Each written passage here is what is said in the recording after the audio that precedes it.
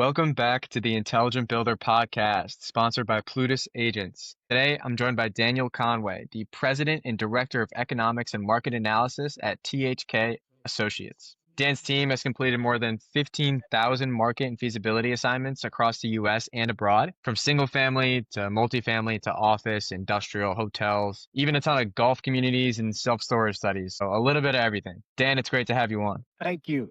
It's fun to be here. Yeah, of course, of course. So, for someone new to THK, could you just kind of tell me exactly what you do and who do you serve most? Sure. Well, THK, we're kind of a unique real estate consulting firm. We have market feasibility analysts on staff, as well as land use appraisers on staff. We have land planning and landscape architecture people in house and a typical client comes to us and they think they have a pretty good piece of real estate, but they don't know exactly what are the highest and best uses of the property. And they'll retain our firm to do a highest and best and most profitable use study. And we will do some economic modeling for how we think the property should be used. And then we take it through to our land planning group, and they'll take our economic model and they'll look at the physical features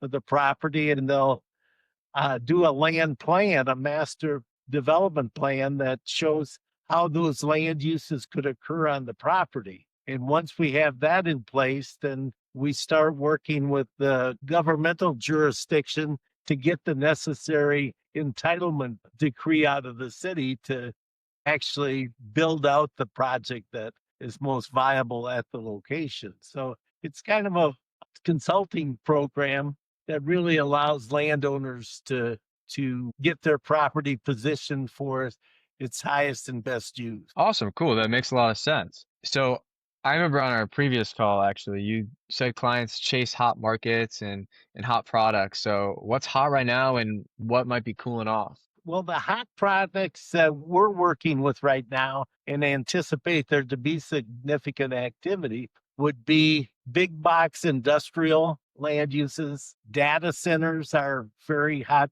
commodity right now. Self-storage projects have been a wonderful performing subset that has generated substantial returns for a number of our clients. Single family construction is going to come back with a vengeance as interest rates keep edging lower. Markets that have slowed, the office markets across the country are dealing with some high vacancies, and that's not a market subset that too many people are interested in unless they're what we would characterize as bottom fishermen. And rental apartments in a lot of the major markets are overbuilt and are experiencing high vacancies. It may be some time before new development activity is justified. So, but it really depends on the specific submarket that the property is located in. You know, some markets perform very well and have a pin-up demand for certain types of products. So when we do our market research, we spend a lot of time determining if there is a pin-up market for a specific product type. Okay, cool. Yeah, I've always heard that the self-storage units are always a pretty good investment to make, but you're definitely true in that the sub-market is very important as well. So what about maybe some of the hot sub-markets right now or maybe in the near future that you think are up and coming? Well, probably the best markets that we see in the country today are in the Texas area. There's a lot of immigration to Texas, and certainly Dallas, Austin, San Antonio, Houston. We're seeing a lot of activity in those markets. Las Vegas is hot again for residential product. It's the Arizona markets, Phoenix and Tucson are very active again. The Washington, D.C. market, Virginia is a very active real estate market right now. And the Florida markets, we're seeing quite a bit of activity. One of the interesting submarkets that has taken 20 years to circle back around, but the golf market, that's a real hot market right now. We, over the years, we've done almost 700 golf course communities, the planning work on them. And we went through a hiatus where we went almost 20 years where there's no new golf delivered in any of the markets across the country. And all of a sudden, people realize that golf courses have now cycled around, and where golf courses 4 or 5 years ago were selling for $3 million. Today, those same golf courses have values of 10 to 15 million. So, and our clients are saying that they've got so much demand that they can't accommodate the demand. So it looks like that we're going to start seeing some new golf courses delivered in the market. We're already doing feasibility work on a number of those types of projects. So it's kind of interesting to see how markets cycle around. And having done this for almost 60 years now, we have seen a number of cycles that we've gone through. It's interesting to sit back and observe some of that. Yeah, definitely. That's a pretty crazy turnaround for golf courses. I know my one of my uncles actually owns a golf course. He bought it a couple years ago. So that makes sense that it's an up and coming thing now again. I'm sure he's enjoying some fabulous success right now. And it's fun to see these guys that have been suffering for 20 years now start to experience some pretty good demand. Yeah, definitely. He's pretty comfortable for sure. But there was another strong point you made in our last conversation. You said it's cheaper to make mistakes on paper than during construction. So what's a real example you remember where a feasibility study prevented a pretty costly mistake? Well, again, where we see, a lot of people bring projects in and they have a preconceived idea of what they think is the highest and best use of the property. Where we see them making substantial mistakes is they have too much of one type of product. They don't understand that when you're doing a sizable master plan project, that you should have a variety of product. What that allows you to do is, so the single family market might slow down a little. So then you might have a demand for a townhouse parcel or an apartment parcel. And the residential markets may slow down. And if the location justifies it, you may want to have some retail commercial or some office or possibly some industrial. A lot of times a hotel. I just spent the morning reviewing a project where the client has about 50 acres of real estate. Well, our research has established that he's got the potential for almost 4 new hotels on that property. Well, they brought in a preconceived idea that had all single family on their site. Well, we're seeing that this site is such a premium location that it really justifies having substantial retail development on the site. In a feasibility study, we'll test as many as 50 store types for viability at that location. So we've outlined about 20 tenants that are needed in that submarket. And then we've complemented it with a hotel. We want a little office and maybe an apartment project in that community. So what they brought in originally was their preconceived idea. And sometimes it may be an architect or an engineer that has suggested those land uses, but they just don't understand what really drives their local market. So, a typical market feasibility study may be an 8 to, it could be as high as a $25,000 assignment, but a lineal foot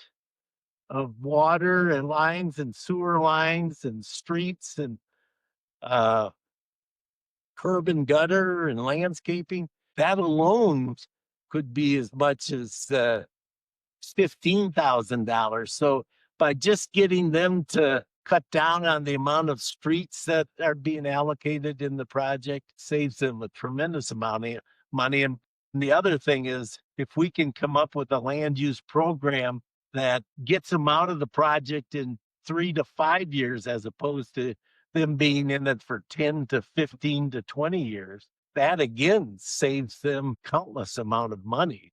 Having a good market feasibility study and projected pro forma for a project can save these guys tons and tons of money.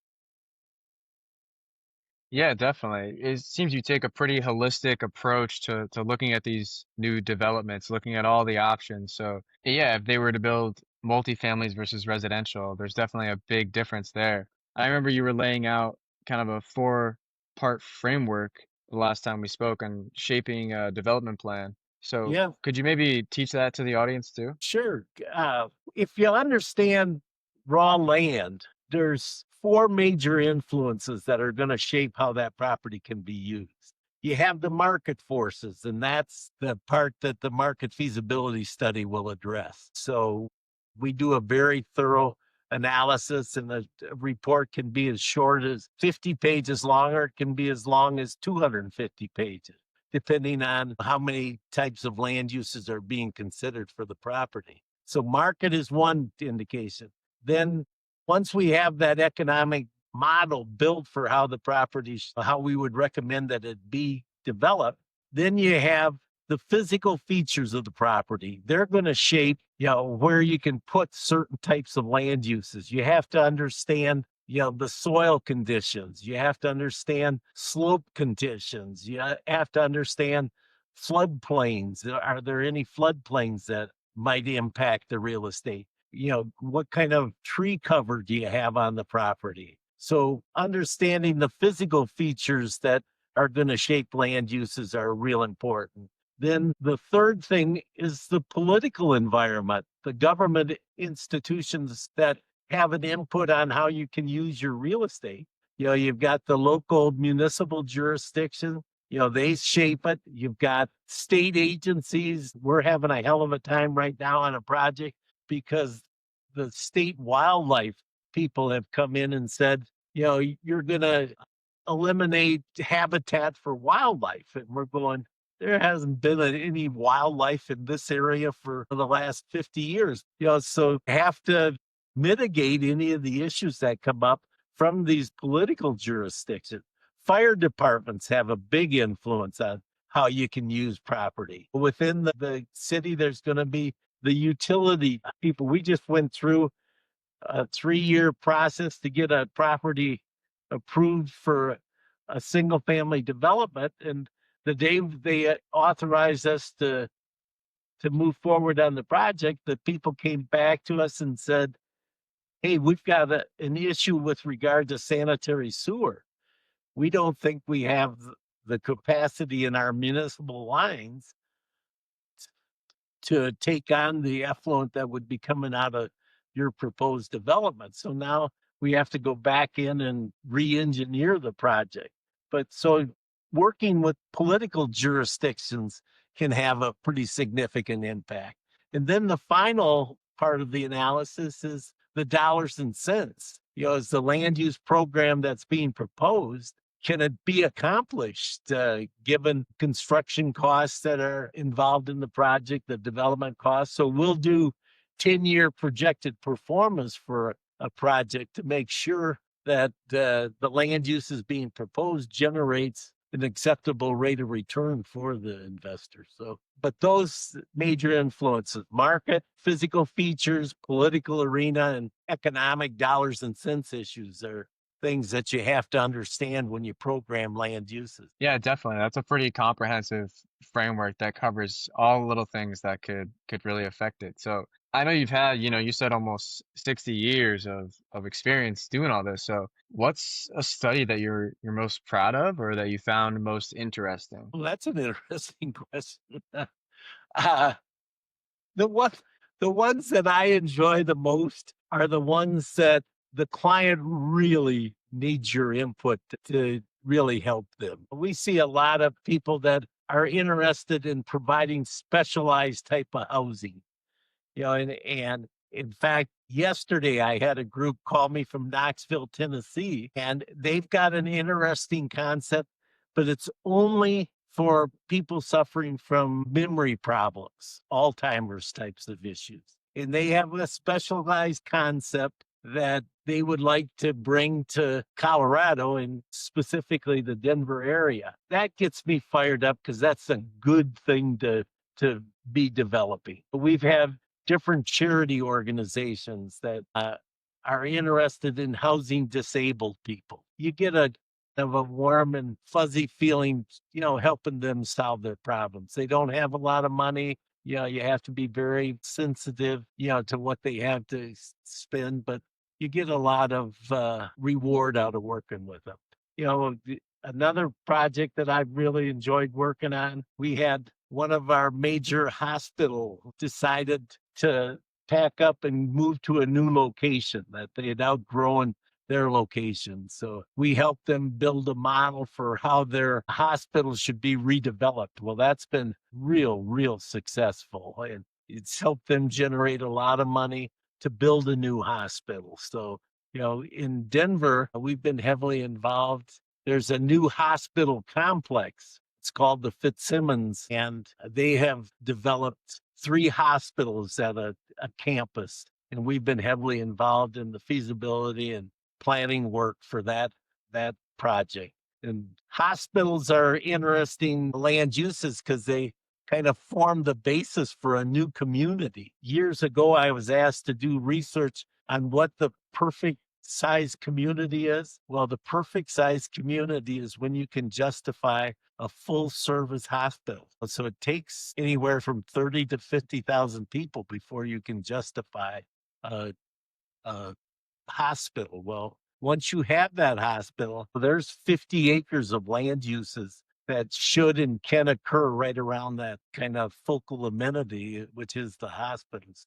Yeah, that's a kind of an interesting, you know, project. Another thing that I really enjoy is our firm does a lot of expert testimony as part of when there's real estate disputes. And, it's really a high pressure kind of environment. There's a lot at stake.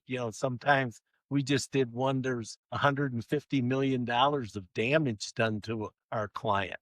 Well, you know, that, the kind of the setting and the arena that you have to testify in, I kind of like to go head to head with attorneys because they think they can read a book and, start to understand what it's taken me 60 years. And every day I learn something that about our profession. And so I like to go head to head with some of, some of these, but Yeah, that, I bet those situations get pretty hot sometimes.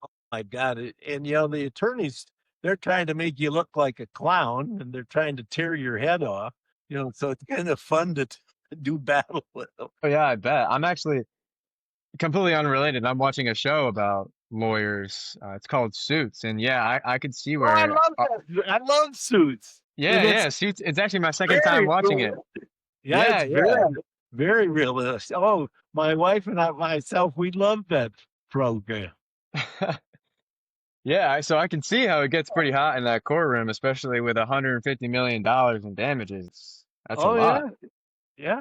Yeah. We just were awarded one up in Montreal that's a litigation. In some of the craziest, most bizarre, where families are in dispute over, it's some of it's pretty ugly stuff, but it's Yeah, pretty I bet. amazing. Yeah. Yeah, But definitely. it's interesting. That is But super that's interesting. But it what, sounds like I was just gonna say it sounds like your favorite jobs are the ones where you really make the most impact, like as a person to person, helping people. So that's right. awesome. Yeah, Yeah. it's fun when a client calls up and says, "Dan, we followed your plan, and we just sold it. We made $40 million." I love, and that's what's kind of unique about us is, my first client from 60 years ago is still my client today. We're still working with it.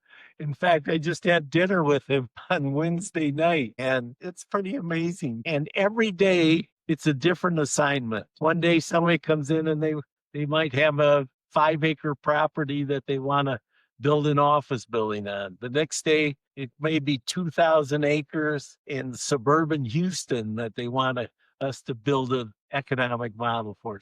It varies all over the place. Yeah, that's incredible. I'm pretty interested to learn how you're approaching all these different types of analysis. So maybe without a lot of tech jargon, like what kind of systems, tech or AI just do you use to generate these recommendations? I think lay people would be amazed at how much data is out there, and how closely they're monitored. You know, on this Montreal assignment, young people would be really intimidated by, God, yeah, what's a guy in Denver, Colorado doing an assignment in Montreal? Well, I have a database that's sitting over on my shelf over here that has tracked the Montreal market for the last 30 years. And it tells me how the office markets performed year by year over 30 years, how the residential markets, the industrial markets, the apartment market. So it's pretty amazing. We've done feasibility study on crazy land uses. Well, not mainstream types of real estate. There's trade organizations that monitor statistics. The federal government, our federal government, has unbelievable amount of monitoring that they do industry by industry, store type by store type. And over my career, we just identified all that information. Now, as this AI thing, that's what's been most educational for me is with AI, they now are putting data banks together. There are data banks that we subscribe to that have a list of every office building in the Denver metro area. It has every apartment building. It has every industrial building. And it tells us year by year the amount of construction activity that has occurred. We have fabulous statistics that tell us industry by industry what are the growth industries that are occurring. So in a typical market study, there'll be someplace between 50 and about 100 data sources that we tap to put our database together to make our decisions. So, in a market feasibility study is a probability analysis. It's telling our clients what is the product that has the most likelihood for success. And that's what we're really addressing. Yeah, that's pretty cool. There's a lot of data out there and a lot of places to get it from too. I was just Right, learning the other day how to scrape different websites for the data that you wouldn't normally be able to just like it would take hours if it right. wasn't for the scraper, you know? Well, I had a client that called me on Monday and said, Dan, I've got these specific questions about the self storage. And they were industry types of questions. And I said, there's what's put out every year by a trade organization is called the Self Storage Almanac. Well, it has the characterization of every state in the union, how many self-storage projects they have and what's the unit mix and the rent rates. And I said, have you looked at that source? It's been out for the last 15 years, so you can get some great tracking on how the market's been performing.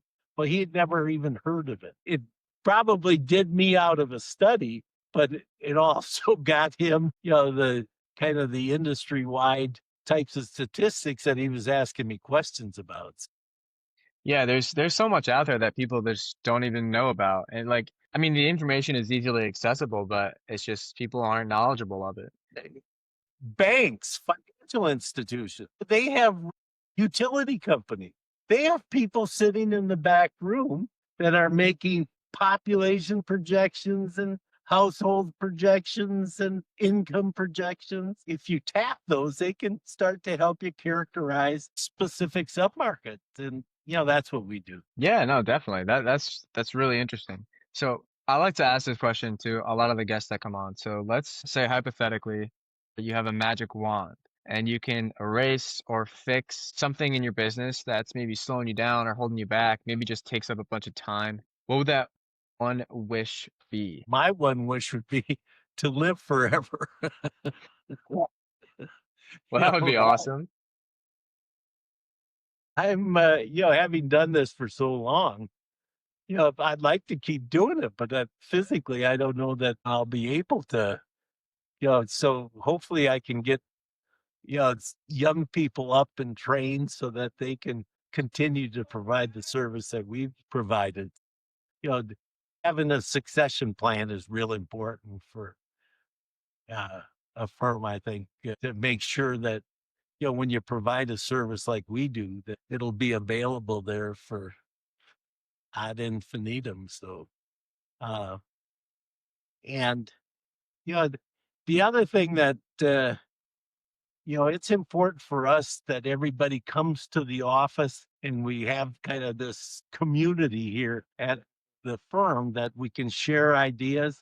I had at 7 o'clock this morning, I had, members from different parts of our team here in here that we were talking about a specific project. And it's fun when the land planners say, well, golly, here's the important things to me. And the market group says, this is the important stuff. And the appraisers say, well, you better be sensitive to financial issues. So we get input from everybody's in putting together the game plan for the client. So, I think getting people back in the offices, I think, that's pretty important to have that kind of input. You get much better input when it's face to face, I think. Yeah, definitely. It creates some sort of a synergy when you're kind of working as a team. Yeah. Yeah. And, they view it from a totally different perspective than how I view it. So, it's really rewarding to get that input. Yeah, for sure. Getting a different perspective on anything and everything is always a great thing. It helps you think for yourself Right. as well. Let's stay on perspective too. So, in the same mindset of perspective, in your perspective, from your experience, what are you watching out for in 2026? So, like, what are some industry shifts you see approaching for the real estate market or just the development industry in general? Well, the thing that I'm watching very closely and everybody in our industry are interest rates. And one of the most important things there's been, with the new administration, there's and new policies coming out, it's caused a lot of stagnation in terms of people making business decisions. Everybody seems to be sitting on the fence saying, well, God, I need to know how these tariffs are going to impact my business, or I need to know how interest rates. Businessmen to be successful have to have predictability or they can't make their investments. And for the last, about 10 months, we've had a hell of a lot of uncertainty that it needs to be stabilized so that people can make businesses decisions on how they're going to invest in, new projects. And everybody's been sitting still. Now we've seen it start to break loose in the last probably 3 weeks since they tweaked the interest rates. Now the early ones have said, well, I got to do some business. They saying, all right, let's at least authorize the market study and get our project characterized. So, if we want to move forward, we have the data to help us move forward. So, that getting some stability, I think, is real important. Yeah, absolutely. There's definitely a lot of headwinds out there, especially in the development space from material costs and tariffs. So I can see how it makes it harder for people to take action. Right, it is. Uh, but hopefully we're, people are saying that they think the third rate cut, the floodgates will open and people will start.